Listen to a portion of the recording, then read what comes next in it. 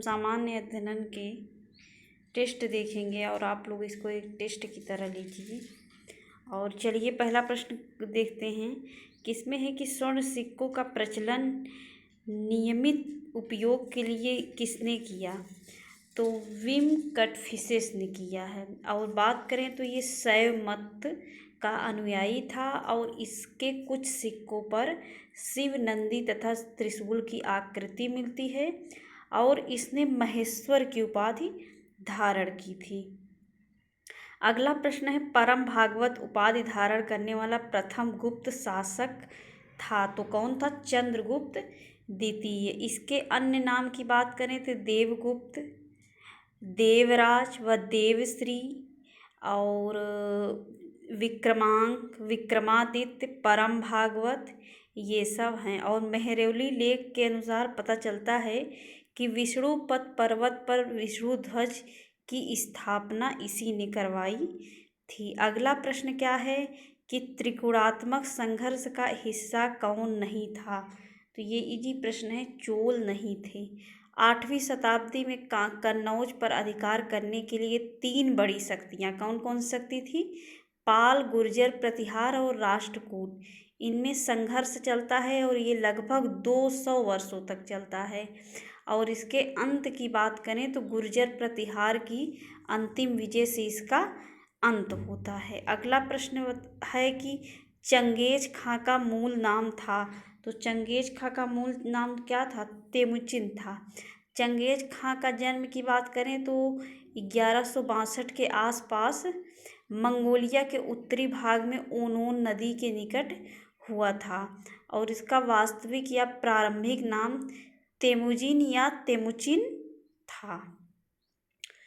अगला प्रश्न की बात करें तो इसमें इसको आप लोग एक टेस्ट की तरह लीजिए। इसमें बताना है कि कौन सा सुमेलित नहीं है। तो इसमें से मोतीलाल नेहरू रिपोर्ट सही है। MK गांधी चंपारण, ये भी सही है, पता होगा इसको, पिछले वाले टेस्ट में भी हम चर्चा कर चुके हैं। SC बोस फॉरवर्ड, ये भी सही है। तो MN जिन्ना, ये खिलाफत आंदोलन, तो ये गलत है। खिलाफत आंदोलन के प्रारंभ की बात करें तो इसके कमेटी में शौकत अली, मोहम्मद अली और अबुल कलाम और हकीम अजमल खान, हसरत मोहानी और डॉक्टर अंसारी शामिल थे। और इसके प्रारंभ करने का श्रेय बात करें तो अली बंधुओं का था। अली बंधु में कौन थे, कौन आते हैं? शौकत अली और मोहम्मद अली। और यह आंदोलन अंग्रेज़ों द्वारा, ये भी प्रश्न बनता है कि क्यों किया गया था? तो यह आंदोलन जो था अंग्रेज़ों द्वारा तुर्की साम्राज्य का विभाजन करने के विरोध में ये शुरू हुआ था। 17 अक्टूबर 1919 को अखिल भारतीय स्तर पर खिलाफत आंदोलन मनाया गया था। तो कब मनाया गया था? 17 अक्टूबर 1919 को। अगला हमको सुमेलित ये बताना है कि कौन सा सुमेलित नहीं है। तो इसमें हावड़ा षड्यंत्र, ये 1910 सही है। विक्टोरिया षड्यंत्र 1914, ये भी सही है। लाहौर 1916 से 1930, ये भी सही है। काकोरी कांड, ये 9 अगस्त 1925 को उत्तर रेलवे के लखनऊ सहारनपुर संभाग के काकोरी नामक स्थान पर 8 डाउन ट्रेन पर डकैती डालकर सरकारी खजाना लूटा गया था। इसी को नाम दिया गया काकोरी कांड। इसमें बात करें तो 29 क्रांतिकारी को जो है गिरफ्तार कर लिया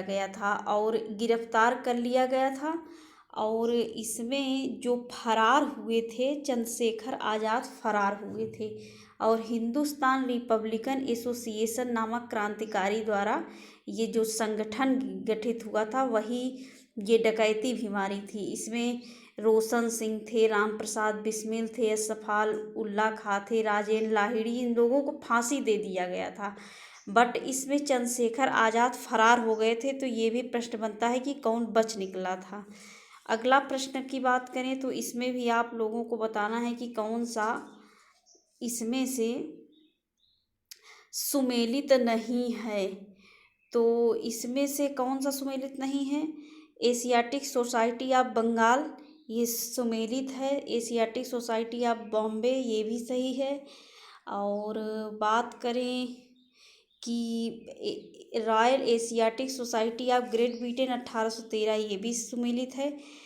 land Holders Society of Bengal, ये 1838 में किया गया था। कब किया गया था? 1838 में द्वारकानाथ टैगोर और प्रसन्न कुमार टैगोर, राधाकांत देव और राम कमल सेन और भवानी चरण मित्र ने किया था। अगला, अखिल भारतीय किसान सभा के अध्यक्ष कौन थे? तो स्वामी सहजानंद सरस्वती जी थे। अप्रैल 1936 में इसकी स्थापना किया गया था और इसके प्रथम अध्यक्ष जो थे एन.जी. रंगा चुने गए थे। एन.जी. रंगा चुने गए थे और किसानों के प्रति स्वामी जी को की समर्पित सेवाओं के कारण इन्हें किसान प्राण कहा जाता है। क्या कहा जाता है? किसान प्राण कहा जाता है।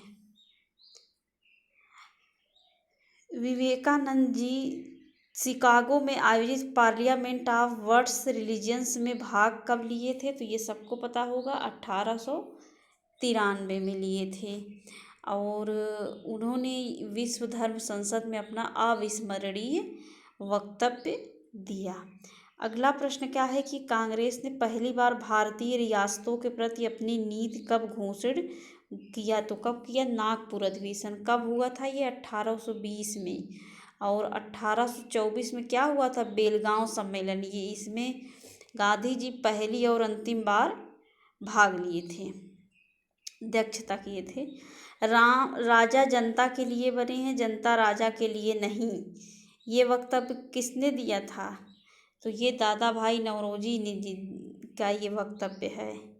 अगला प्रश्न क्या है कि कौन डेल्टा एवं दक्कन ट्राइब कमोरियन के मध्य स्थित है? तो इसको इसमें से बताइए कौन सा सही होगा? तो कोरोमंडल तट, ये कृष्णा डेल्टा एवं कैप कमोरियन के मध्य कोरोमंडल तट स्थित है। इसमें से आपको बताना है कि कौन, इसमें से पहली चीज तो आपको मैचिंग कराना है। तो चलिए, सबनकाया ये कहाँ की ज्वालामुखी है? तो ये पेरू की है। माउंट एटना ये इटली, और कोलिमा जो की बात करें तो ये मैक्सिको, और मेरापी की इंडोनेशिया। तो इसमें से कौन सा सही होगा? तो सी वाला। अगला प्रश्न है, कौन सी अर्थव्यवस्था में जनसंख्या वृद्धि का प्रतिकूल प्रभाव नहीं है? तो इसमें से कार्यकारी जनसंख्या के आकार में वृद्धि, ये प्रतिकूल प्रभाव तो डाल ही नहीं सकता। समझ में आ रहा है। अनाजों की प्रति व्यक्ति उपलब्धता में कमी, बढ़ती हुई बेरोजगारी और जोतों के आकारों में कमी इत्यादि जो कारण हैं वो अर्थव्यवस्था में जनसंख्या वृद्धि का प्रतिकूल प्रभाव के अंतर्गत आते हैं। अगला प्रश्न क्या है कि भारत का संविधान सबसे अधिक लंबा हो गया है, ये सही है। और अगला जो कारण दे रहा है कि मौलिक अधिकारों का जो अध्याय है अमेरिकन संविधान के मॉडल से लिया गया है। तो ये ए और आर तो दोनों सही है, लेकिन इसका कोई कारण ये नहीं है।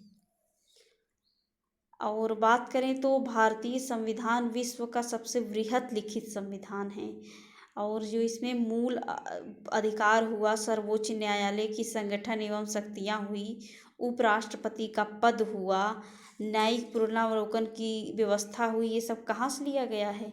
तो ये सब जो है अमेरिका के संविधान से लिया गया है। संसद के सदस्य की निर्भरताओं से संबंधित प्रश्न का विनिश्चय करते समय राष्ट्रपति निम्नलिखित में से किसकी राय प्राप्त करेगा? बहुत ही अच्छा प्रश्न है, तो इसको सोच के बताइए किसमें कौन सा सही होगा।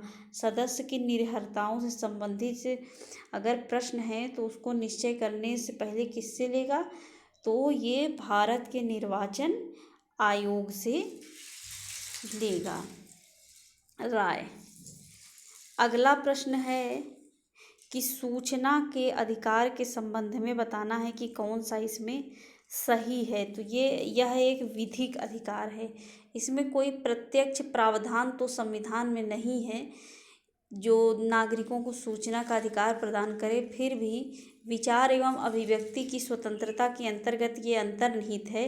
अनुच्छेद 19 वन क में और मई सन 2005 में सूचना का अधिकार अधिनियम सन 2005 संसद में पारित किया गया और 15 जून सन 2005 को राष्ट्रपति की संस्तुति मिली और 12 अक्टूबर 2005 को यह अधिनियम भारत में लागू हुआ। तो इतना इसमें से प्रश्न बन जाता है। तो आज के लिए बस इतना ही। बताइएगा प्रश्न का लेवल कैसा है और आपके कितने बने हैं, और लगातार पढ़ते रहिए। Thanks for watching this video.